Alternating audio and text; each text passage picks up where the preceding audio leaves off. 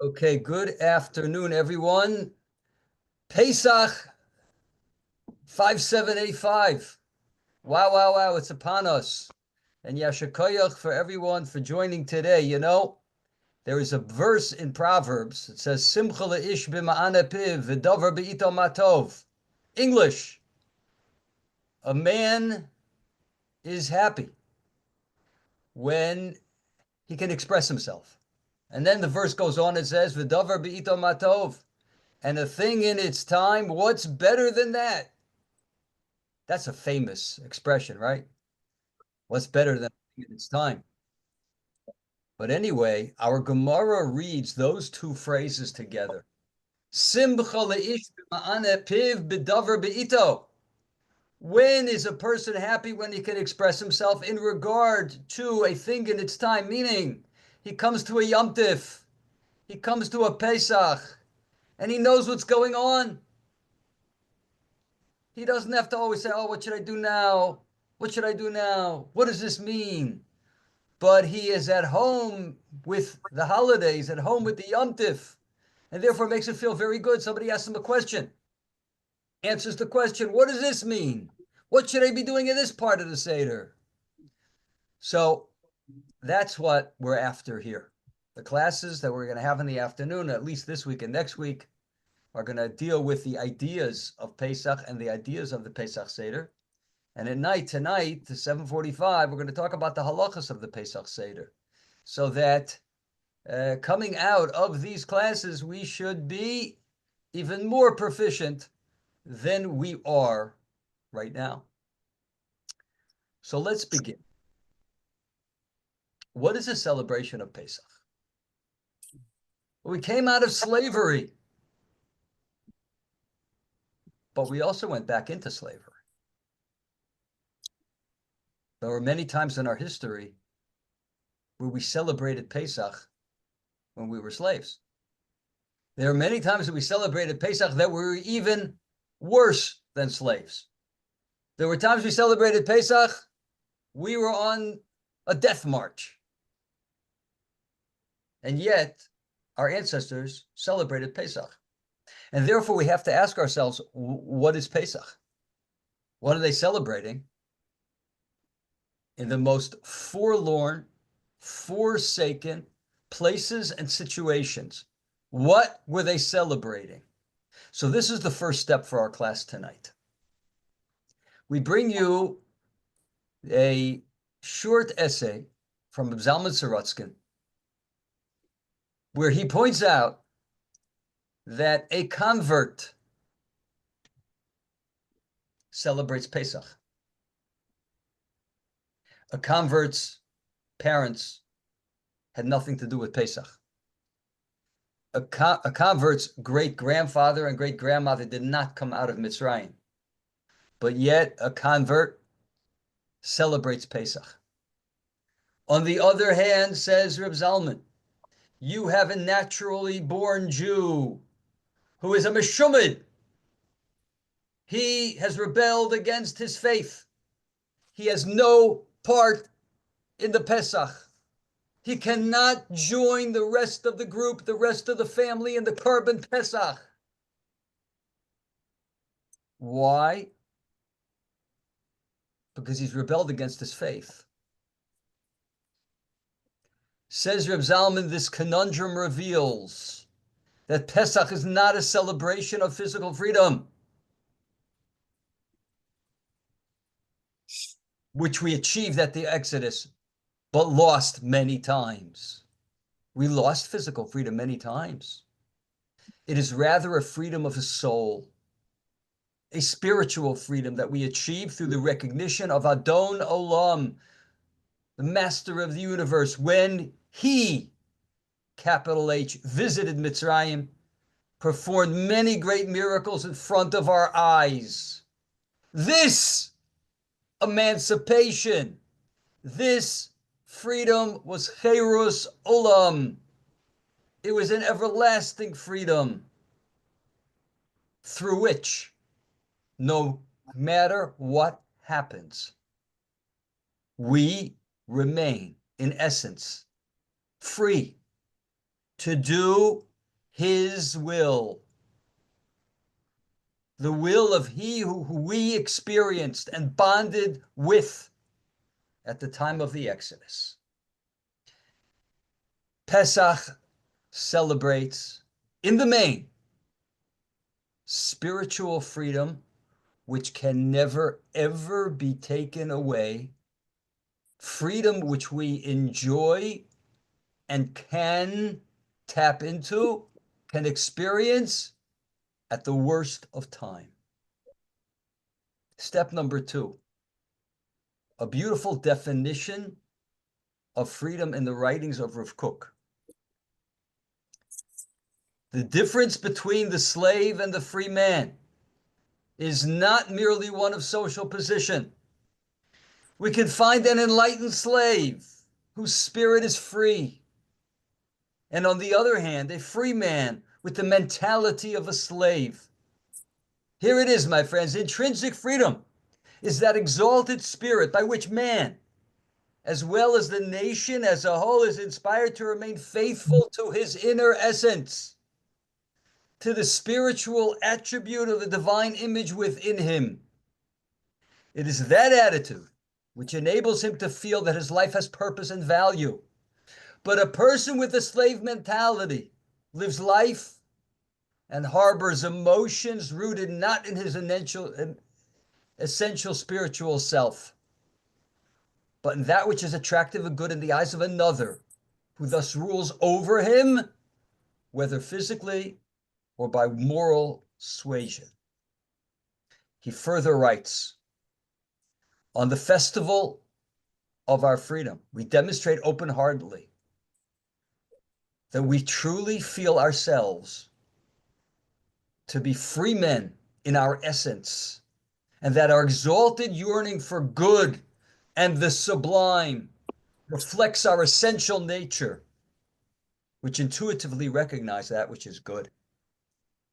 Freedom is the ability to remain faithful to the dictates of our neshama, to remain faithful who we really are. At Yetzias Mitzrayim, we became bound with the Ribono Shel Olam.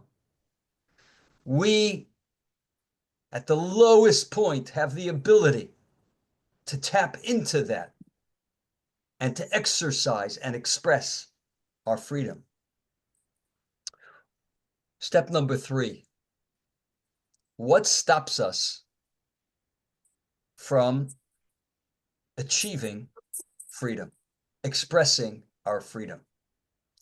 There is a Gemara, Brachos 17a, Yud Zayim Amud Aleph, which records tfilos of many of the great rabbis, Tanoim and Amoroim, prayers that they added to the standard text of davening at the end of their regular Shmona Esrei. And it brings the prayer of a certain Rav Alexandroi. And this is what the Gemara says. Rav Alexandroi Basar de Matzle, after he davened the regular course of the Shmona Esrei of the Amida Amar Hachi, he said as follows, Ribon ha'olamim, Master of the universe, listen to these beautiful words. Master of the universe, Ritzonenu la'asos ritzonecha. It is our will to do your will. Elamima akev. But what is stopping me? What stops us from doing what you want? Elamima akev sa'or shebe'isa. The leaven, listen to these words, the leaven in the dough. The chametz, the leaven in the dough. And Rashi explains, Ze yetzer harasha banu. That's the evil inclination within us. So what stops us from reaching into our inner essence, from expressing ourselves purely? Number 1, sarsha be'isa, the leaven in the dough. And number 2, shibud malchios, subjugation to the kingdom.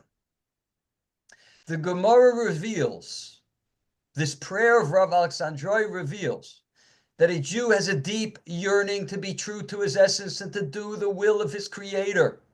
What stops him?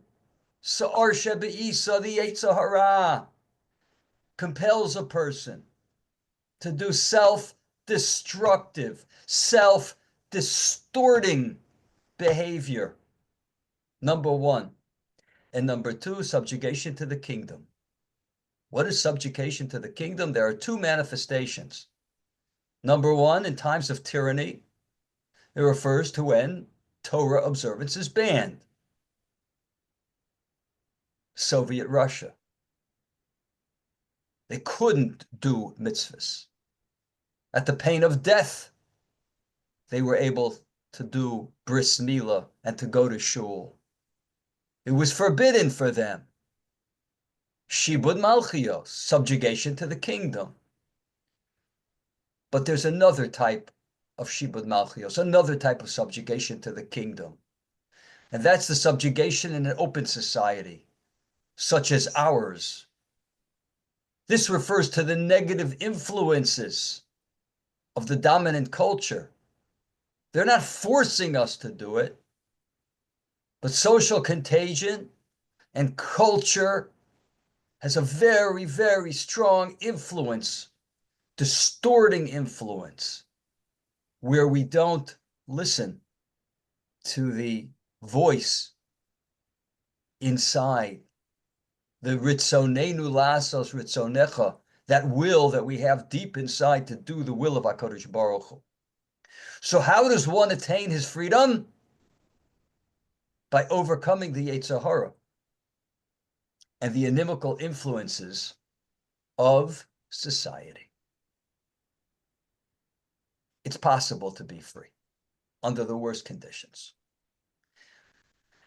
My two favorite examples of freedom,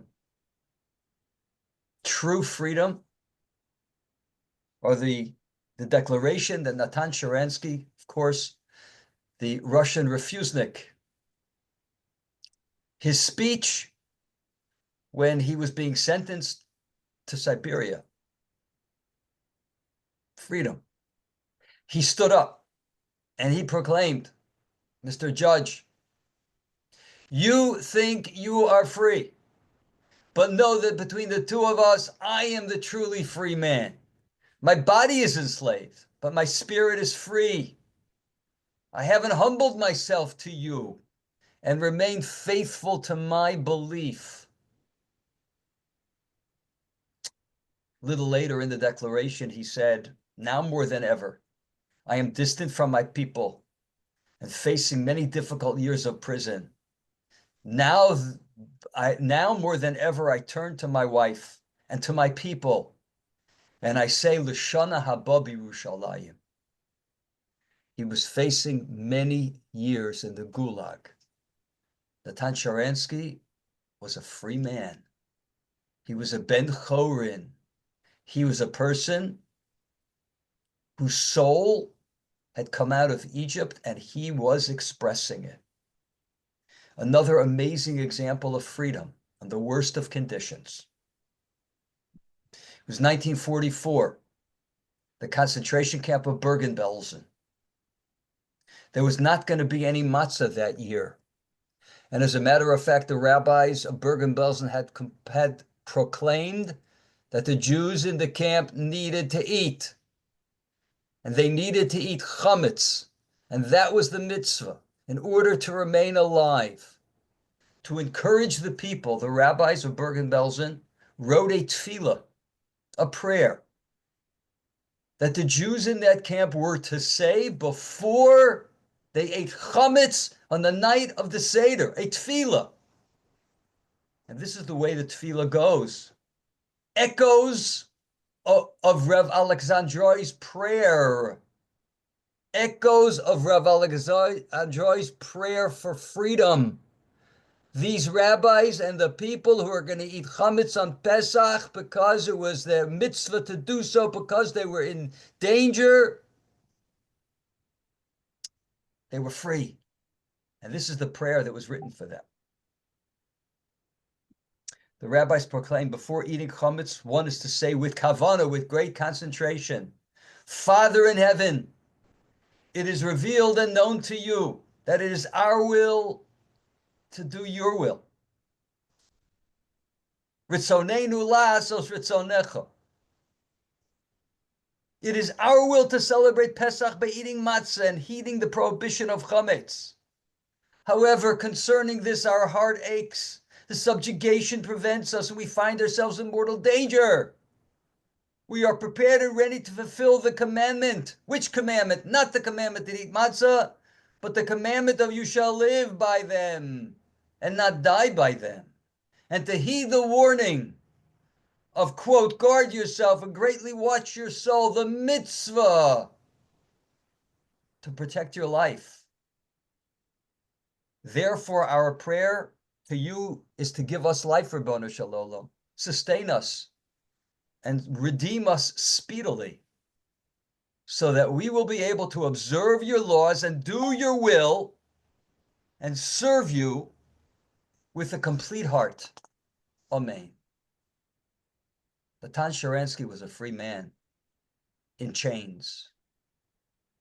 And these people who said this prayer in Bergen-Belsen were free men in a concentration camp.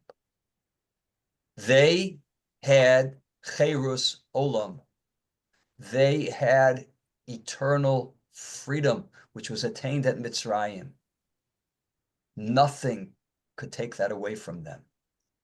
And this is what we celebrate on Pesach. This is what we celebrate at the Pesach Seder.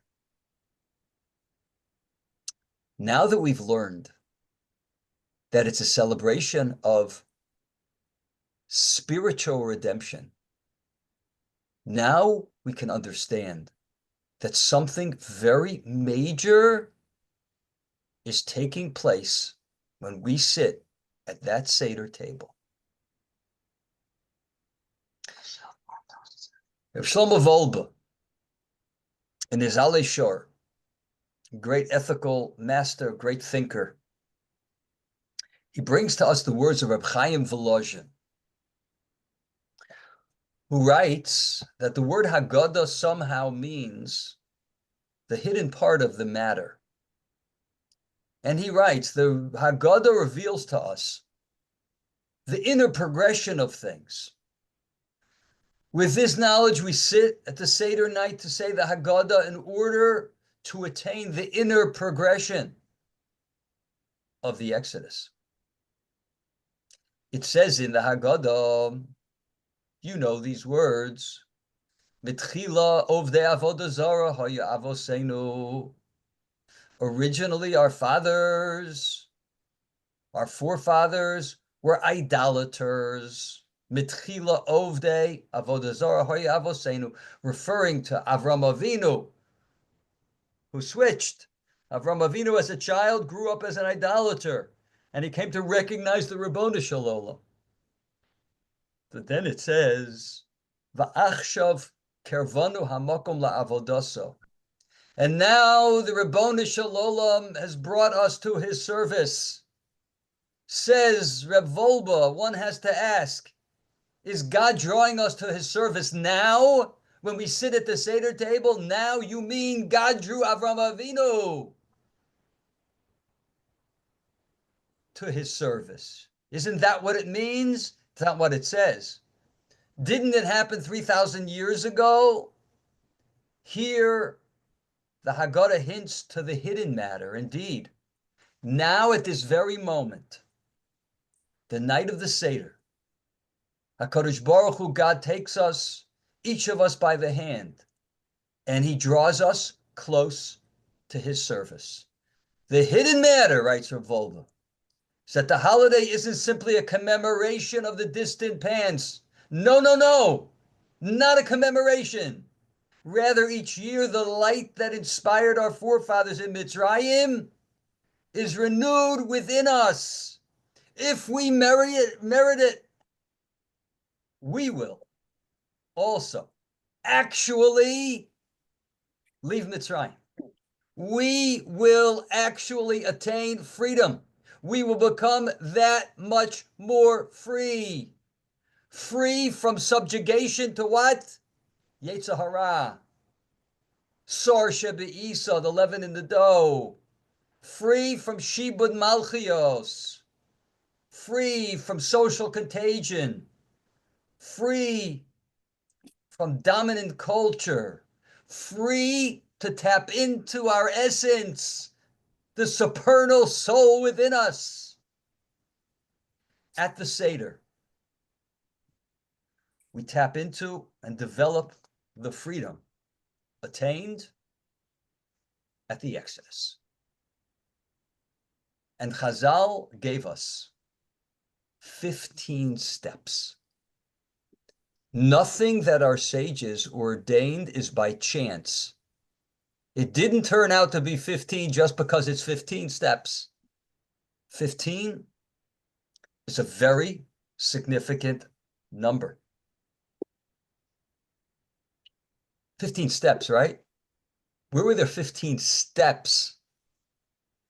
There were 15 steps leading from the Ezras Nashim, outer courtyard of the Beis HaMikdash, to the Ezras Yisrael, to the inner courtyard. 15 steps going up, outer to inner. On those 15 steps, the Levites, the Leviim stood, and they sang again 15 Shir Hamalos, Psalms 120 through 134. Please, after the class, open up a Psalms, Book of Psalms. Psalms 120 to 134 are the Shir Hama'alos, which means the songs of the steps, or the songs of ascent. Shir Hamalos, the songs of ascent. When did they do this? They did it during the Simchas Beis HaShoeva, that wonderful celebration on Sukkot, a time of great joy, which led the people involved to the attainment of divine inspiration, ascent, development, divine inspiration. So 15 is therefore about raising one's level. It's about actualization. It's about attaining the ultimate connection with HaKadosh Baruch Hu. Chazal, our sages, gave us a formula by which we access the spiritual force of the Exodus. A Seder. They gave us a Seder. Seder means an order of activities. Each one incredibly significant. An incredibly significant step in unleashing the freedom within us, thereby bringing the individual and humanity to the ultimate purpose. So that's why it's 15. 15 steps we're going to achieve on this night of the Seder, we're going to achieve. So let's begin the Seder. Now it gets really exciting. We start the Seder with Kadesh, first of the 15 steps. So you say to yourself, that's not very unusual. Every Shabbos or Yontiv meal begins with Kiddush. But this is different. This is much more. Because at a regular Shabbos or Yontiv meal, one person makes Kiddush. And the truth is, only one person needs to drink Malei Lugmav.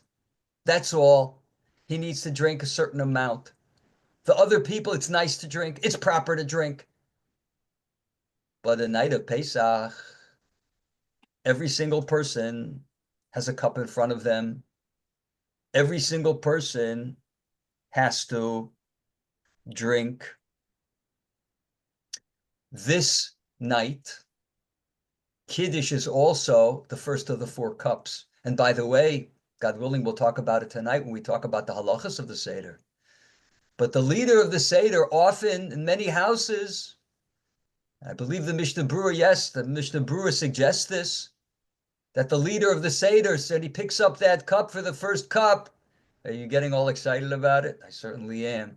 He picks up that cup for the first cup and he says, this is the cup of Kiddush, and the first of the 4 cups. There's great meaning to this cup. Meshech Chochma, Rameir Simcha of Devinsk, tells us that Kiddush, the night of the Seder, is a celebration of Kedusha of Klal Yisrael, of the sanctity of Klal Yisrael. In a beautiful, groundbreaking essay, the Meshech Chochma tells us that the cup of Kiddush is a celebration of Klal Yisrael in Mitzrayim, that although we were subjugated, we did not mix physically, which is an amazing thing. We were slaves. I always say, to explain this, they say that Thomas Jefferson had black children. How on earth did he have black children? Answer, of course, he had slaves. What does a master do with his slaves? I rest my case. We don't have to talk about it any further. Klal Yisrael, our people, were slaves for generations. For some 90 years, they were actual slaves, and yet there was almost no recorded, forget about cases, there's almost no recorded case of such a thing going on. Klal Yisrael were completely chaste. Completely. They guarded themselves in this way completely. And that's the celebration, says the Meshech Chochma, of the first cup. We pick up that cup and we toast the Jewish people in Mitzrayim. Whips on their back, shackles on their hands and feet, but they did not submit physically to their captors.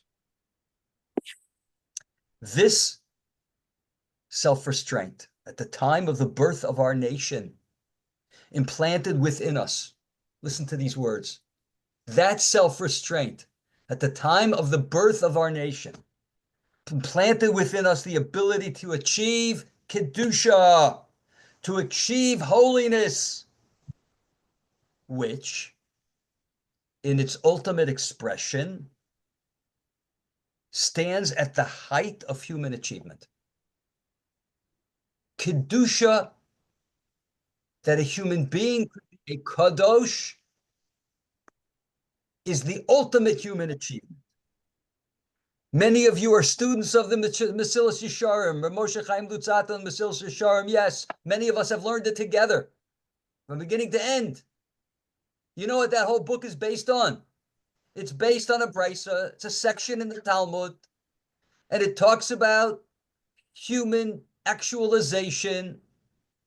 And we'll read it together in a minute, but what's at the pinnacle of that actualization, achievement? The human being arriving, highest level, Kedusha, sanctity.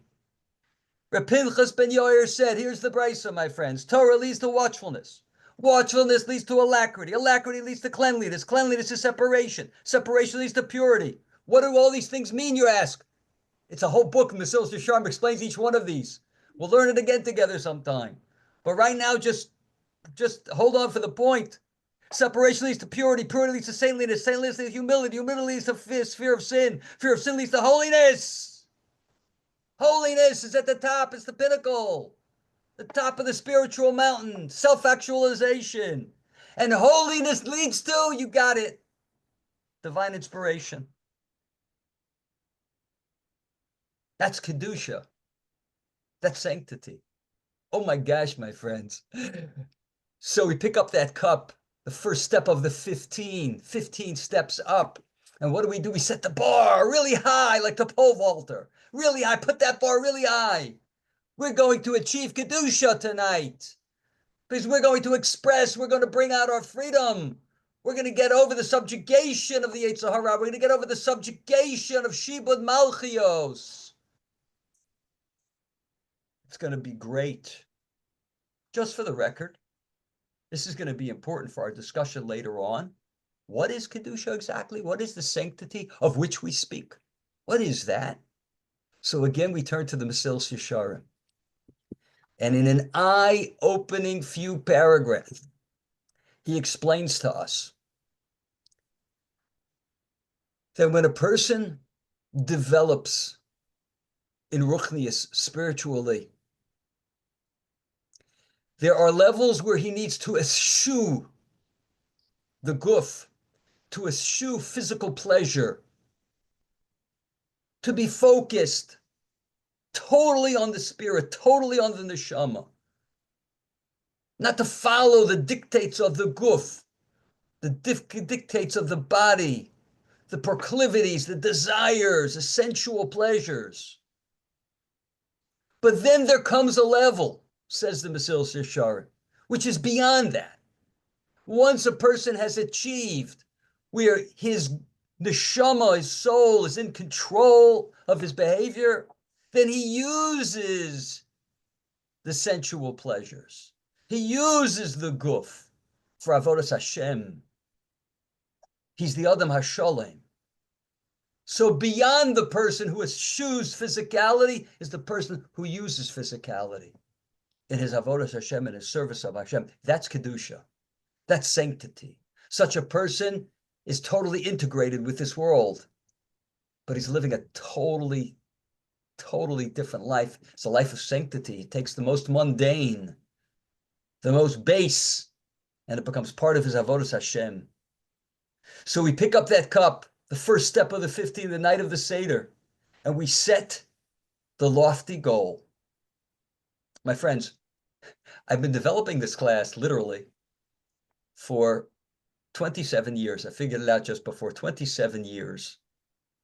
And last year I came across a new step. I was so delighted. The Vilna Gaon on Kadesh, he says exactly this. The Vilna Gaon says that the Kiddush of the Seder is a charge. I believe this is the language of the Vilna Gaon. I saw it in a quote. Is lehiskadesh atzmo ba'olam hazeh, to sanctify in olam hazeh. That is what we are doing. So for the Meshech Chochmah, it's a celebration of Klal Yisrael at the birth of our people, how chaste we were, how mugdor from our rayos we were, even though we were slaves. And the Vilna Gaon says, and that's our charge, to bring that out. Lehiskadesh atzmo ba'olam hazeh. So we have set the bar very, very high with our Kiddush. Now, my friends, it's going to be a whole different Seder because we're on a whole different plane. We next move to wash our hands. And we're not eating bread yet. And all of us know we wash our hands this time. We don't make the bracha. And we have to ask ourselves, why on earth are we washing our hands now? And the truth is, if you look at the poskim, you look at the great halachic authorities, you find that it's really very difficult to explain. There is a concept of washing for items shetibulu b'mashka that we dip, and we're about to dip the karpas in the salt water. However, it's not so clear that you would really have to do it because we're taking just a little bit. For one, we're not even taking a kazayas. So therefore, even during the year, you wouldn't have to do it if you ever did it. For many, many years, this halacha, for a variety of reasons, wasn't really followed. So the fact that we do it at the night of the Seder, why we do it, perhaps there's another reason entirely based on our thesis of what's going on here at the Seder. Let's ask ourselves this question. Normally, when we wash our hands, we make the bracha on the tilas yadayim. Pray tell, what does the word netilas yadayim mean? We know Hebrew. You and I, we know Hebrew. What does the word netila mean? Lintol? Lintol means to take. Excuse me? Netilas yodayim, the taking of the hands. What on earth does that mean? Al netilas yodayim. So, Risham Shafal Hirsch and others say that really the word netila is Aramaic, it's not Hebrew. It's the Aramaic translation of the word nesio, which means elevation.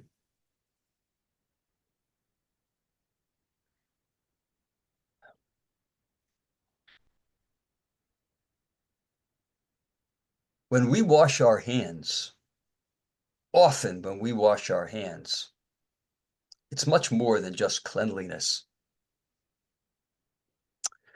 We are dedicating our activities. Our activities, hands is a symbol of behavior. The symbol of activity is the hands. We are dedicating our activities to a lofty goal. The Kohanim in the Beis Hamikdash, they're always washing their hands. Is it because their hands are dirty? Is it because their hands necessarily have tumah on them or a lack of consecration? There is an impurity on them. In the morning, we wake up. And actually, in the poskim, you find 3 reasons why we wash our hands in the morning. But one of the reasons is because by washing our hands, each day, every Jew dedicates his hands and through them his physical being for a life of service of God. We dedicate our behavior, we dedicate our activities to the service of the Ribono Shel Olam. So too the night of the Seder, where we just made Kiddush, and with Kiddush, we raised the bar very high. We dedicated ourselves to becoming Kedoshim, to take the physical and to use it in the spiritual. We're going to raise our Madrega in a very significant way. What do we need to do? We need to dedicate our behavior to the service of Hashem. And by the way, many of the commentaries ask about the Seder, why is it Kadesh, Urchatz? Why is there a Vav? The connection between Kadesh and Urchatz, which means make Kiddush and wash. But it doesn't say Vikarpas or Ukarpas. It doesn't say the Vav, the connecting Vav between any of the other ones. And by the way, don't you think that Urchatz should be, or Urchatz should be connected to Karpas? Because after all, if you're washing the hands because of Karpas, because you're dipping, if that's the real reason why you're washing your hands, there should be a connection between Urchatz and Karpas. But no, what does our tradition have it? Kadesh Urchatz. It's because of Kadesh that we're washing, not because of Karpas that we're washing. We dedicate our activities on this night.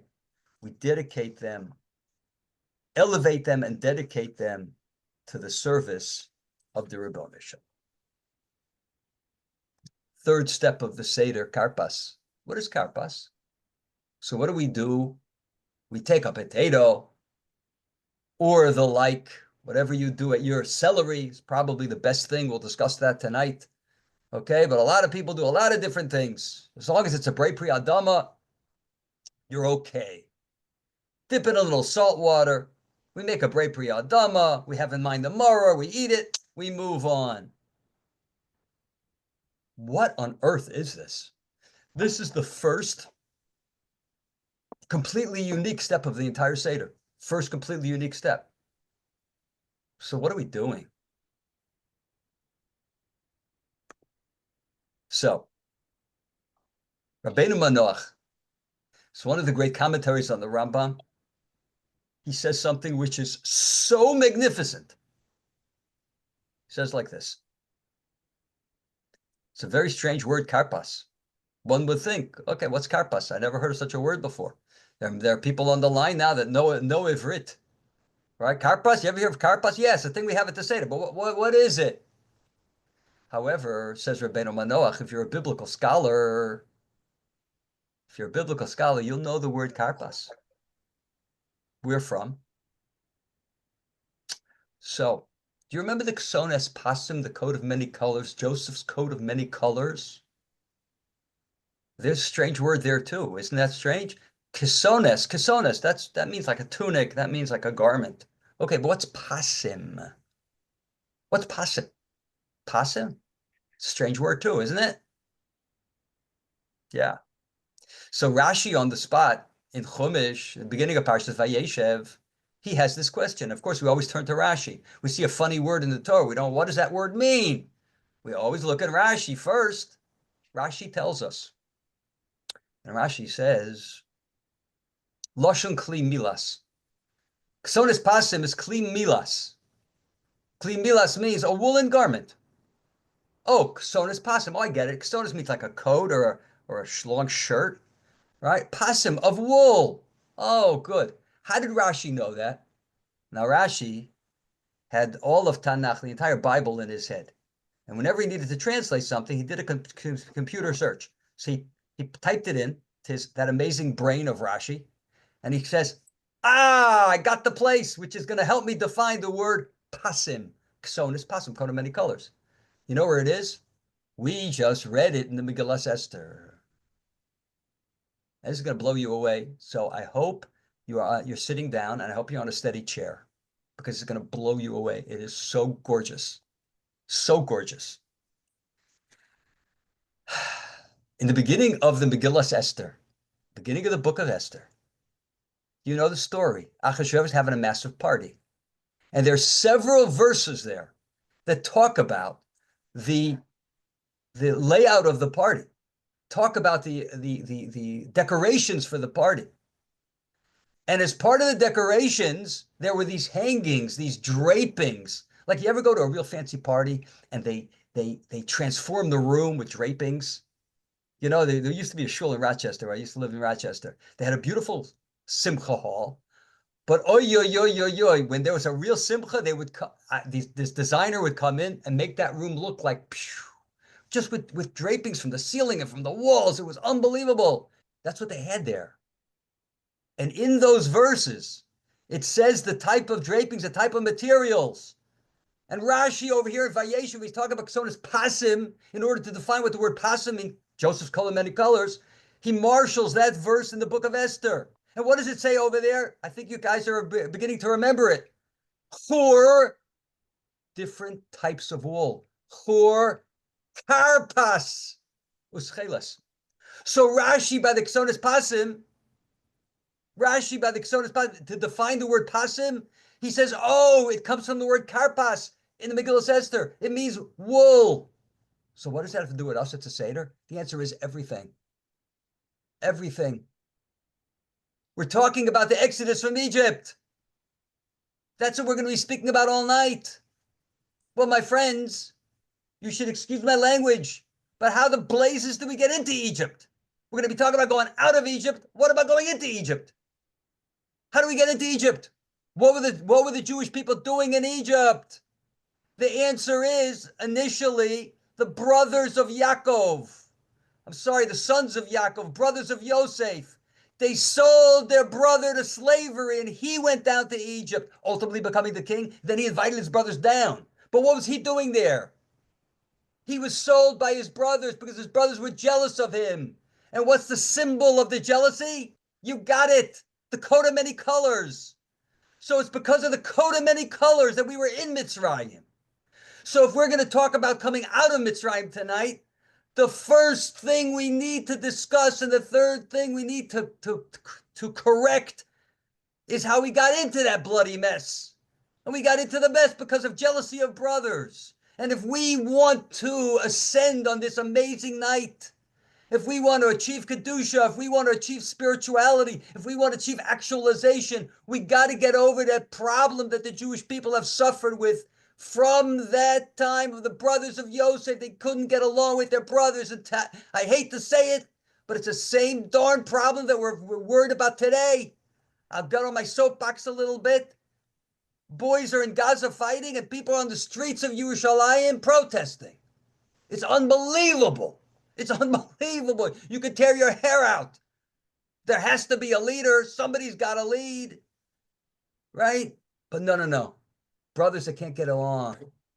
That was the problem. So therefore, to wrap it up, the first unique observance, the night of Pesach after the Kiddush, which we explained is different, but it's not totally unique. And after we wash our hands, which we just explained is different, but not totally unique. The first unique observance that we have, step 3 of the Seder, is karpas. We dip it into salt water. The tears. Where did these tears come from? Where did that salt water come from? It came from brothers that can't get along. If we are going to achieve development on the night of Pesach, first order of business, act 1, scene 1, we got to learn as brothers, as sisters, as cousins, as father and son, as Jewish people being one, we got to learn to get along with each other. Okay, for today, my friends, one more step. This step, the 4th step of the Seder, is, I would have to argue, is the most underrated step of the entire Seder. Even more than karpas. Now we just elevated karpas to a whole new thing. What do? What's the 4th step? Yachatz. You have 3 matzahs in front of you. You break the middle matzah. The larger piece you wrap up and you put away to the end of the Seder. That's going to be the afikoman, right? That's the afikoman. So that's put away for the rest of the Seder. And the smaller piece, it shouldn't be a very small piece. It just be a little smaller than the other one, right? That's left in between. That's the matzah. And that's it. It takes no time at all. But we just said that the steps of the Seder, each one is a very significant step. Each one is a step to our development. So what is this? What are we doing? My friends, in our introduction, we learned there are 2 impediments to freedom. 2 impediments. What are the 2 impediments? One is sar shebeisa, the Yetzer Hara, the quote-unquote leaven in the dough. That's the dark side within us, in our soul, that we need to get over. That's number 1. And what was the second one? The second one is shibud malchios, which is a subjugation to the kingdom, which is the influence of society. So look at these 2 parts to that middle matzah. The smaller part is the matzah. What is matzah symbolic of? Matzah is symbolic of our overcoming the Yetzer Hara, the evil inclination. Matzah is flour and water without the sa'ar shebeisa. It's flour and water without the leaven in the dough. No leavening. This is shmura matzah. This is matzah that hasn't risen. It is emblematic of our conquest of the Yetzer Hara, of the evil inclination. That we're working on right now. We leave it in front of us at the Seder. We leave it in front of us. It sits in front of us. What is that afikoman? We put away the afikoman. Yeah, the kids have a good time with it. It has become a whole thing, just so the kids will stay awake. But what is that? We eat that later in the Seder. We eat that after the meal, that afikoman. What does that commemorate? It commemorates the Korban Pesach, the Paschal sacrifice. What is the essence of the Paschal sacrifice? What is the meaning of this Paschal sacrifice? It's huge. Let me read to you an excerpt from Maimonides, the Rambam, in his Guide to the Perplexed.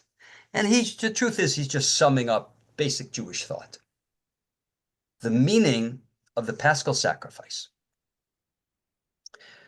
Read it in English. The reason that we were commanded to slaughter a lamb on Pesach and sprinkle its blood on the outside of the doorways when we were in Egypt was in order to cleanse ourselves of the prevailing ideologies and to publicly oppose them. We were to have faith that the action which we reasoned would bring about our deaths would actually be the cause of our salvation. So we said that the second part of what stops us from having freedom, the second part is Shibud Malchios. Our subjugation to the kingdom is the influence of the dominant culture. The Korban Pesach is the antidote to that. The Korban Pesach is a celebration of the Jews' ability to rise above culture. I don't have to kowtow emotionally to society. After all, I'm a Jew. I'm supposed to be the one setting the agenda. Before the revelation at Sinai, what did God come to us? He came to us and said to us, before I give you the Torah, I just want you to know one thing. You have to know one thing, that you need to be a mamleches kohanim. You need to be a nation of priests. In other words, you are representative of my word to the world. You are I'll say it, you are my ambassador to the world. Jews, you are my ambassador to the world. You're not supposed to be influenced by the world. You're supposed to be setting the rules of influence. You're supposed to be influencing. So they took the Korban Pesach and they said, we're not going to be influenced by your gods.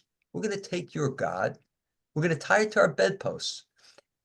And when you ask, what are you doing with our God? We're going to open our big blue eyes and we're going to say to the Egyptians, we're going to say to you, we're going to slaughter it in 4 days. And there's nothing you could do about it because it doesn't mean anything to us. We're not influenced by you, and we're not scared of you. That's the Korban Pesach. Now look how beautiful it is, my friends. We take that and we put it aside till the end of the Seder. The whole second part of the Seder, and we'll talk about this more next week, is looking towards the future. Up until the meal, we are celebrating past.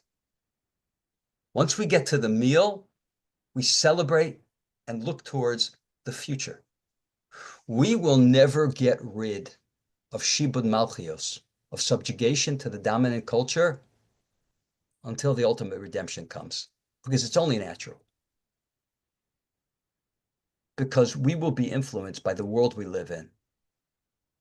How do we know that? I'll tell you what.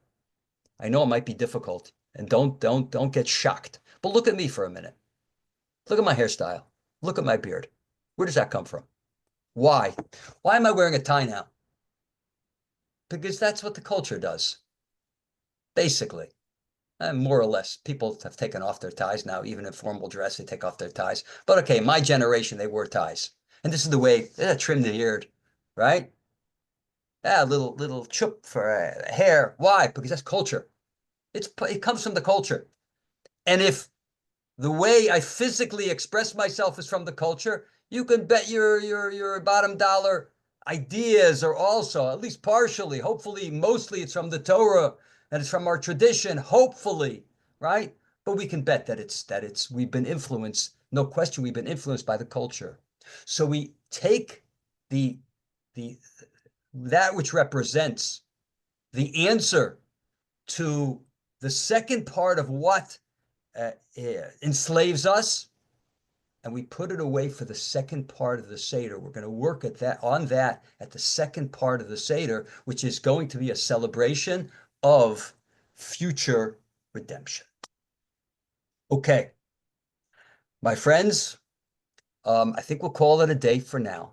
Bezos Hashem, thank you so much for joining. Bezos Hashem, next week, we'll begin with a real short recap, and then we will go to the main part of the Seder.